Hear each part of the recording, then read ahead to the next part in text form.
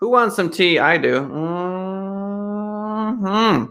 People of the world, hello and welcome to Marketing as a Foreign Language, episode 194. Oh, you don't even know how good this interview is going to be today. I'm telling you for a fact. I'm not saying I can predict the future. I'm just saying I can kind of predict the future. Jesus Eddie Campa, ladies and gentlemen, is, for lack of a better word,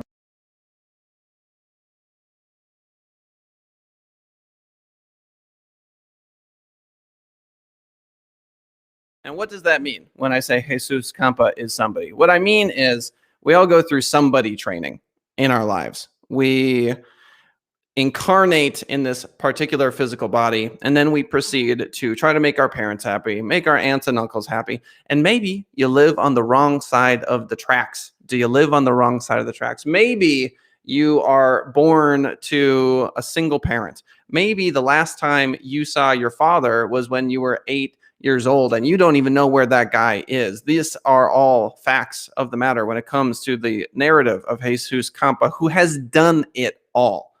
Chief of police, not once, but twice.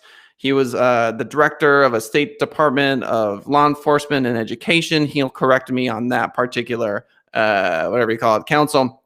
The point is, bilingual, book coming out in July, decides to retire, decides at, I want to say 48 years old, to say, you know what, enough is enough. He had a conversation with his 22-year-old son where his son basically said, Dad, what are you doing? You know, you look miserable. Why are you doing this? And so we have the pleasure of now getting to talk to Jesus at this point in his life. And I would argue that this is a, what do you call it? An enlightenment, right? So he had an enlightenment, and this is after 10. Thanks, Early Fire. Thanks, Intruderoo. Shout out to the folks joining us on Twitch. I would argue that Jesus has had an enlightenment, and it came after a 10-hour card ride. So after his son had talked to him, and that enlightenment was basically, okay, it's time for this next chapter in my life. I am thrilled to have and to welcome on the show the one, the only Jesus Campa. Wow, that was a hell of an introduction, man. Thank you very much for having me on the show. So, yes, Early Fire 27 and Intruderoo, thanks guys for swinging by the Twitch chat. If you have any questions for a chief of police, Jesus Campa, please do throw them right there in the chat box. We would love to see them. So, as everybody knows, we get the life story here. We will get to the entrepreneurial endeavors that Jesus is currently rocking and rolling with, but why don't we go all the way back?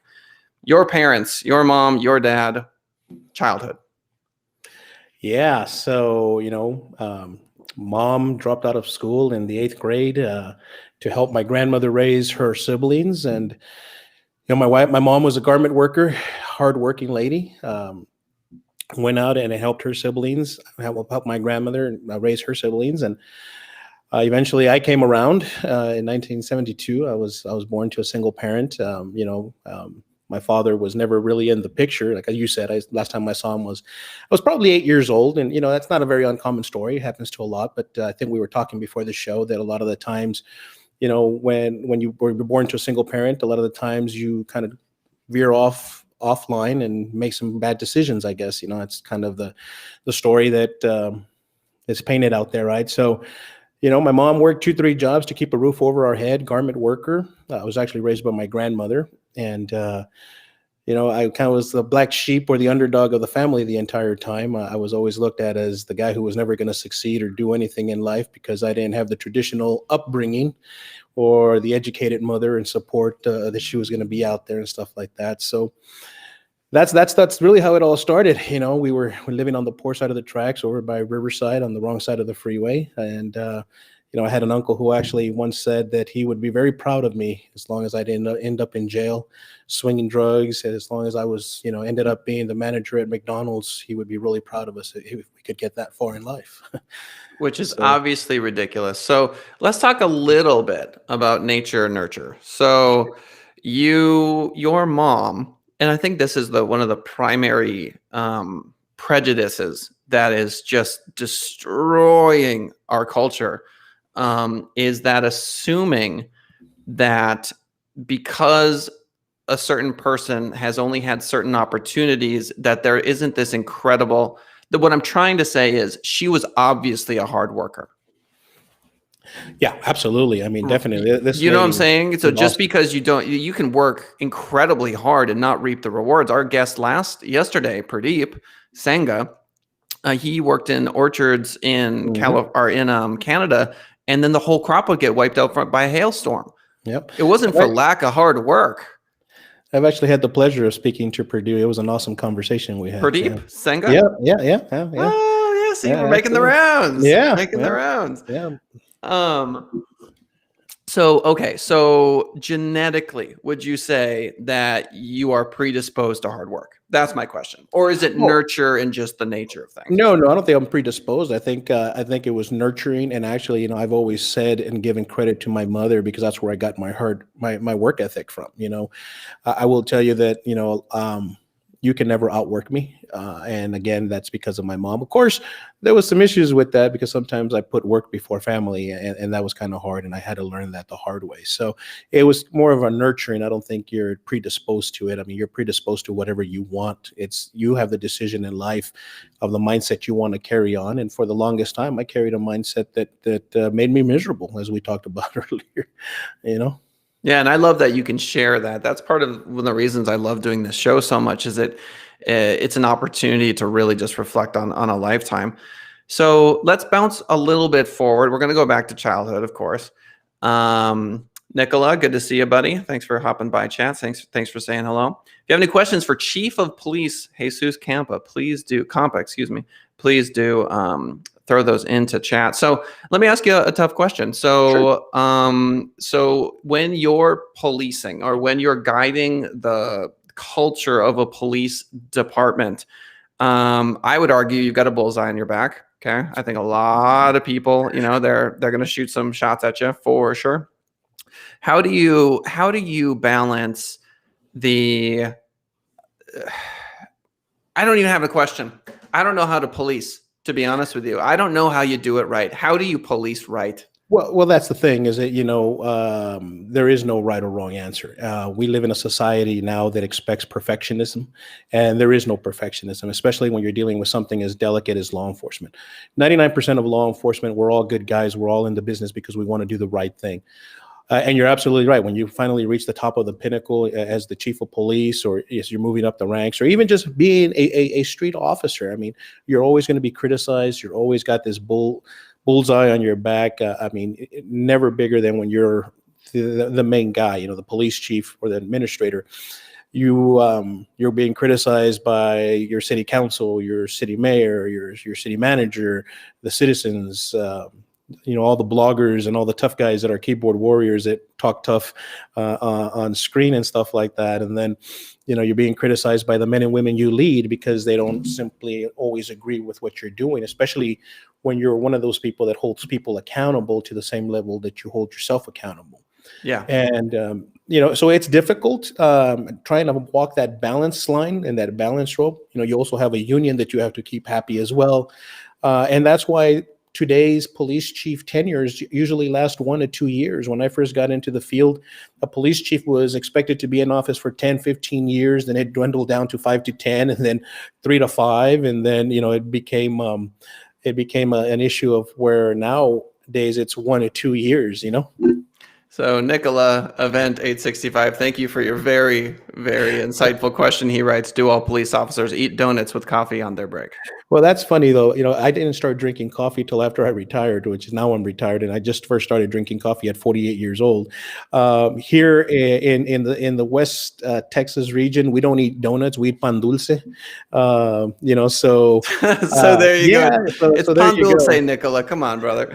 But just really quick, just to throw it out there, one of the reasons police officers are linked to donuts is the fact that back in the day, the only stores that were open 24 hours a day were donut shops. And anytime you needed a police officer, you'd find them at the donut shop because that was the only place that was open for a police officer working a night shift to get coffee and something to eat. And that was a donut shop. And that's how that started. Yeah, I love it.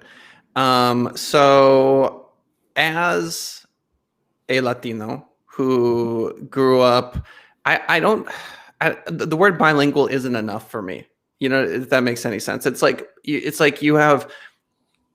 There's no good word to describe it. It's like you're two people in one. You're like you level up in two personalities. You know, like people got to understand. Like when I try to be funny in English, I feel like I can get the joke quick. I can be quick witted. I can do all that sort of stuff because I have so much practice and I've focused on that so much in my life. But in Spanish, I can't be the funny guy. I have to be some other guy because it's not coming fast enough. I'm too Right. stuttery. I'm too, you know what I mean? So I've had to develop a completely different personality in this other language.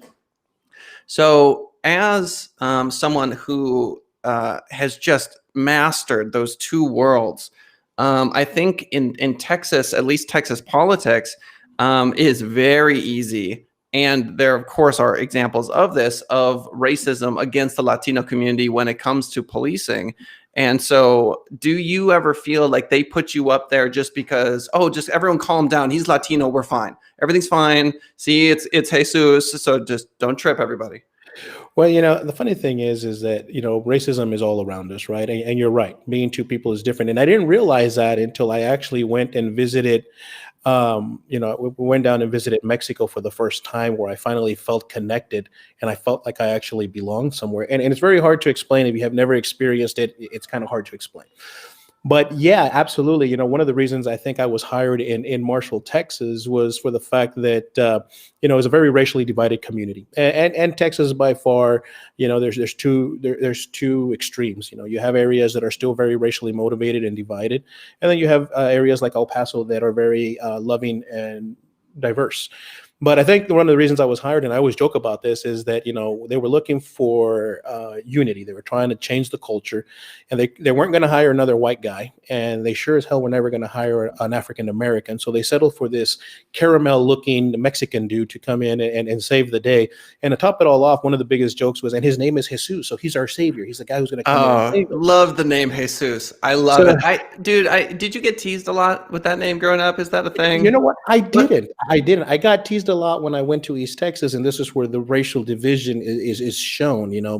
Because I was like, Jesus is a white man. He's not a Mexican. He's not a brown man. I'm like, Oh, wow. okay, Okay. Okay. yeah, yeah, Wow. That. okay, yeah. Okay. So All right. Yeah. you know, it was very different. I got more teased about my surname, which was Jesus. That people call us Chewy. So the Chewbacca, the are you Chewy, are you Yeah. Chewy All with this sort peanuts, of stuff. stuff Yeah. like that. But no, It's actually, yeah. okay. So you go into a police department, um, and I want to tie this back to your experience as a kid. So when you're young, and we'll get to Nicola, thank you for your question. We will get to it. I want to kind of work up to that question. That's a pretty intense question. So you're a child. Are you extroverted, introverted? What kind of kid are you? Elementary Well, school. as a child, I think I was extroverted, and then as I started growing up, I started becoming more introverted. So yeah, I mean, I wasn't gonna. I'm not gonna say I was the most popular kid, but I had a good level of friends, and the fact that I ended up being a football player, and you kind of were always highlighted in life, so you always had people that wanted to be around you. As I got older and I started learning that, shame on me if the snake bites me more than twice, you start kind of separating yourself from people, just because we live in a society where unfortunately a lot of people have ill intents of what they want to be around you for. Sure. So let's talk about childhood experience as it relates to rules and breaking rules. When you were younger, did you ever break the law? Did you ever? I'd be lying if I said that I didn't. I mean, growing up, I drove without a license. Okay. I drank a little bit probably before I was legal to do. Never did drugs. Never stole anything. Never. I mean, I think when I take that back, I might have stolen something from. I had an aunt who used to have a little candy store, and sometimes we'd go in there. We'd go in there and Mm, we'd take the candy without paying for it. sure. My mom was a stickler for the rules. She, growing up in a Latino family, you're always, you know about the, as a matter of fact, I have one here. Hold on a second. that if you get out of line, mom's going to throw the chancla at you. You're gonna get the chocolate. You're Gonna get the chocolate. Well, so speaking about your mom, we have a special guest that we sometimes bring on the show by the name of. Hey, cutie. Okay. So we're going to chat with. This is Jesus. Can you say Jesus? Jesus. All right. So Jesus was he was the chief of police in El Paso. Was it?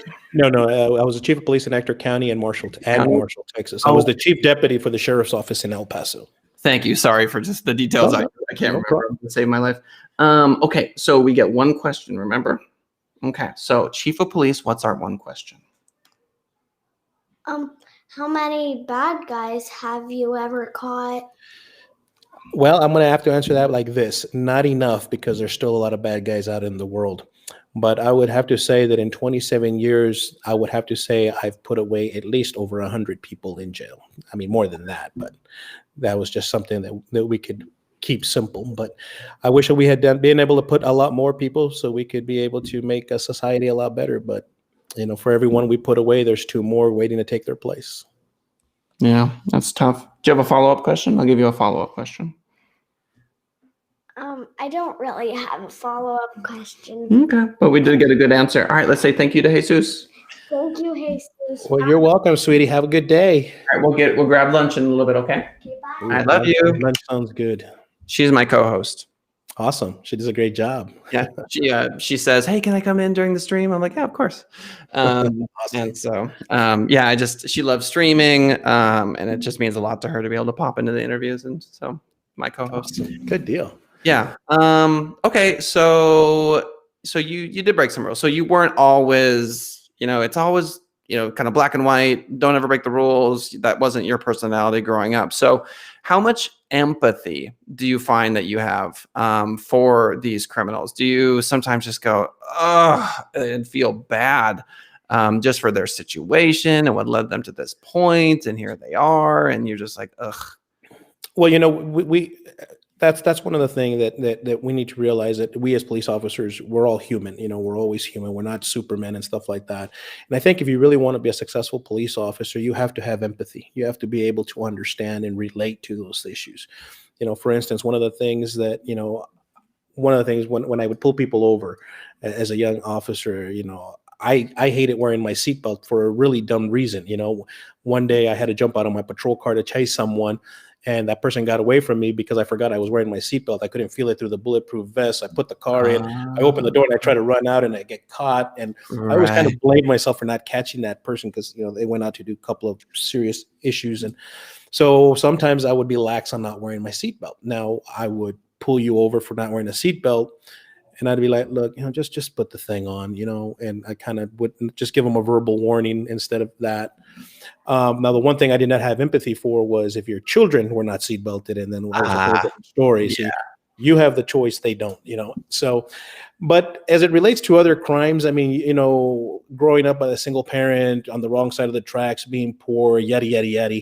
I get that. And it is hard for me to be empathetic for somebody who tries to use that as a crutch to say that, well, I'm like, wait a minute, I had every odd against me, and I pulled out, and I was able to become somebody and become successful. So don't give me that as an excuse, but there's some times where you see that the cycle of crime just continues. You're born into this family of criminals, and you're used to arresting you've arrested the grandfather, you've arrested the father, you've arrested the son, and you're like, man, when does this stop? And you do feel sorry for them, but it's just like, oh my God, come on.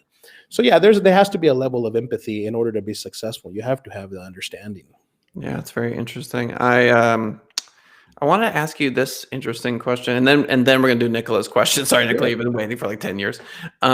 So if you had, because you told me you hadn't done drugs, let's say you did, right? Let's say you're at a party, you start smoking some weed, and then you did the one other ridiculous drug that one time, and you know what I mean. And it was sort of do you think that would have influenced the way that you would have policed if you had done drugs at some point in your life? It's kind of hard a question to answer knowing that I've never done it. However, now seeing how widely accepted, the use of marijuana is, and things like that. I mean, in reality, I've always said I would rather get hit by somebody high on marijuana because they'll probably hit me at about 2 or 3 miles an hour, as That's opposed right. to getting hit by somebody who's drunk, who thinks they're only going 5 or 10 miles and actually going 110 and kills me. Yeah. So, I think that, look, as we grow up, we all make decisions, and life is a learning factor. You continue to learn every day, and I would assume that if you start using drugs at an early age, that should not be held against you, especially if you've stopped and regained your life and are looking forward. I believe in second and third chances. So, I don't think that using drugs should be an automatic disqualifier for any reason. I mean, hell, I know people who made the mistake of being arrested for using marijuana, for instance, and could not go to college because they could not get financial aid because that was a black mark against them. Mm. And then they go on and they became a criminal. Well, we stack the odds against you. We're not going to give you money to go to college. You got a record. You got this for using a drug that some people may argue is hardcore, and others may argue that it's not. But is it really something that should be detrimental for the rest of your life when you did it at 17 and now you're in your 30s and you're trying to better yourself, but we don't let you because of this mark on your record? So I think that the use of drugs is something that it needs to be weighed out. When was the last time you did it? Why did you do it? Are you precomposed to doing it again? And like I said, I've always been empathetic, so I don't think it would have changed my view. It just depends on the circumstances. Right. Interesting. All right, Nicola, here comes your question. What's the most terrifying case you have had? From Nicola Event 865 in chat. Well, I would have to say the most terrifying case are always, when you do a building search or the unknown. Every case is different. It wasn't really terrifying.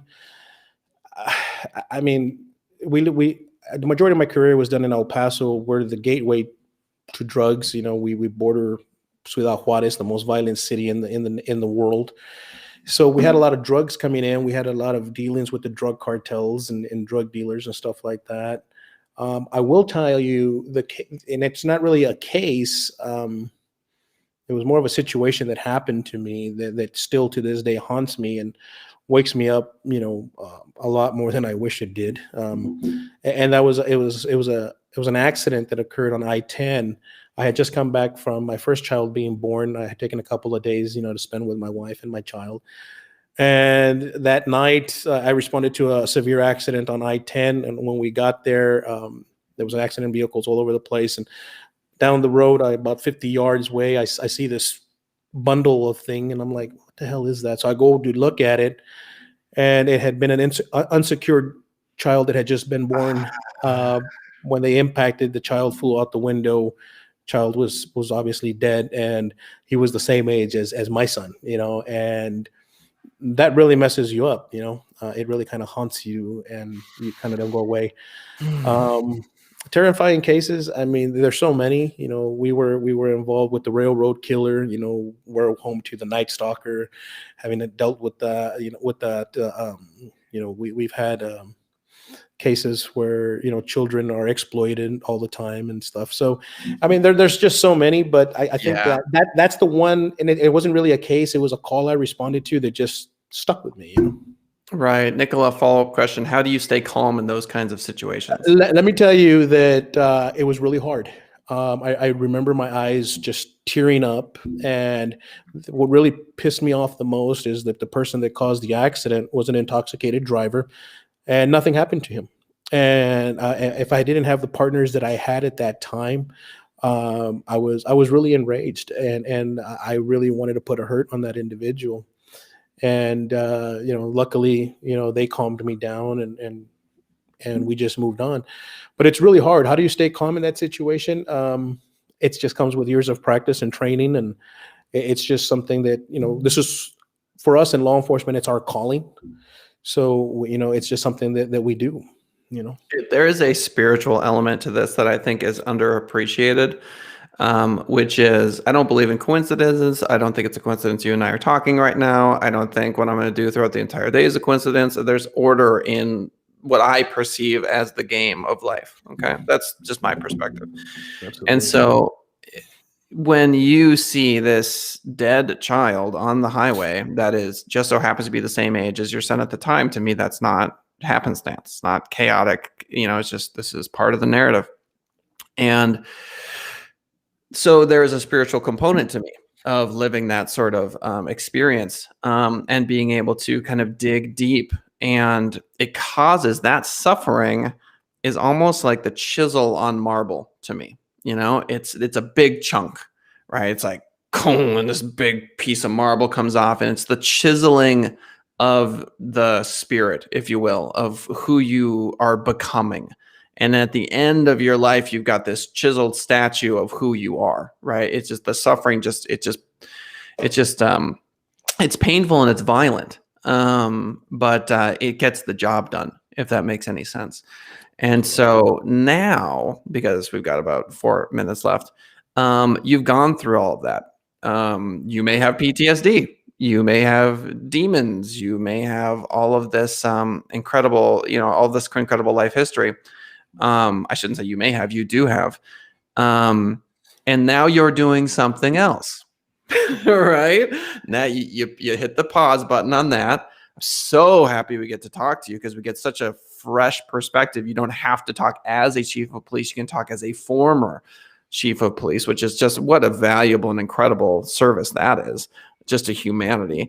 So what are you doing now, Jesus? And then I have to second what Caroline Walsh just said in chat. She says, I hope Jesus comes back on the show. Loved listening to his interview today. Couldn't agree more. So what are you doing now? Yeah, so now I'm running Leading Through Adversity. It's a leadership mentoring program that we've developed where we're a sounding board for CEOs and leaders around the country. And actually, we have a couple of international leaders that are part of our that are part of our clients of ours. And we mentor, we coach, we provide, like I said, a sounding board. Sometimes when you get to the top of leadership, you don't have anybody to talk to that's not willing to listen, because they're going to use it against you. So here we're an open platform that, you call us up and you bounce off ideas, or you just vent with us and we give you some points and things like that. We're also an executive search committee.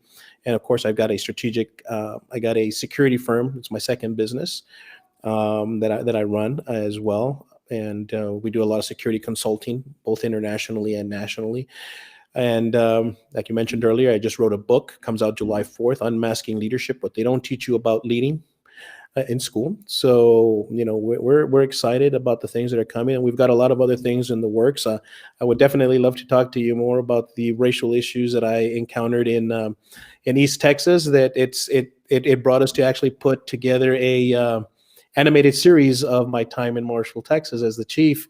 We've got about 8 episodes, and unfortunately we were out in market trying to find a distributor, whether it was Hulu or Netflix or somebody, and we were doing the film market. Unfortunately, COVID killed that, so we're getting geared up hopefully this year to be able to revisit South by Southwest in Austin, Texas, and be able to showcase that animated series, and hopefully somebody will take it. It's a funny perspective. It's a comical look at the racial issues that I faced while I was over there, and it's pretty funny, I think. I want to see it. As I mentioned to you, Jesus, before the show started, this is the beginning, I hope, of a friendship and a long-lasting relationship. That's what we do with the guests on our show. So we would love to have you back on the show. As far as I am concerned, we made it to like elementary school. Like, we didn't really dive into junior high yet. Right. We didn't dive into high school yet. So we got a lot of ground to cover. It's many episodes to even get to when you start being a cop. It's going to take a while. We're going to end with Nicola's final question of the day, which is, ever had any funny cases or just weird cases? Well, and I'm going to have to kind of do this one in Spanish, because it's just one of the funniest things that it always makes me laugh is, me and my partner, we pulled over this individual for DWI. And when we pulled him over, we're talking to him, and he's looking at us, and he's all like, Bunny, Bugs Bunny, hopping, jumping, Bugs Bunny. Like, what? And he's all, so, the reason we're placing you under arrest is because you're intoxicated. We asked him to do the field sobriety test, and the whole time he's jumping up about Bugs Bunny and telling us all this weird story about Bugs Bunny, right? So we get back to the station, and my partner at the time happens to be a clown. individuals in the holding cell, and my partner comes out with this big McGruff head, the mascot McGruff. He comes out and he taps on the holding cell and he looks at it, and he looks in the thing, and the guy comes up and he's all like, "Oh, whoa, wow, big whoa, wow." So when we get him back to the magistrate, and the magistrate asks him, why you're here, and he's like, "Yeah, Bugs Bunny, zoom, boom, big wow, wow, big dog," and he starts acting it out, and he starts just going on. It was just crazy, right? So it was hilarious. Like I said, it's funnier when you were there, and it's funnier in Spanish. But yeah, that was just one of the most fun times because we couldn't stop laughing. That even the magistrate's like, "So this gentleman was drinking because Bugs Bunny and a big dog attacked him." We're like, trying to piece together this story. Yeah, and man, you got to find humor in that job. I mean, come on, man, like day in, day out doing that stuff. I love it. All right, ladies and gentlemen, special shout out to Nicola for all of the questions. Hey, I appreciate it, brother. Thanks for swinging by. Yeah, swinging by the show today. To the folks that listen to us after the fact on YouTube, we love you just as much. If you want to join us, 10:30 a.m. Pacific Standard Time, just type in Marketing as a Foreign Language into YouTube. You can find us there. You can also find us live on the Send It Rising Facebook page, my personal LinkedIn and Twitter. Just look for Kellen Kautzman at Kellen Kautzman on Twitter. iTunes and Spotify. If you're listening to us on the podcast, yeah, we love you too. Proud of you. Ladies and gentlemen, our guest today, Jesus Campa, incredible human being. Couldn't be happier with the interview. Final thoughts, Jesus? No, just, and we'll get into this later on. If you invite me back into the show, I always like to close off with just don't let the same snake bite you twice. Remember that. Ladies and gentlemen, that's been Marketing as a Foreign Language for this March 25th. We will see you next time. Thank you.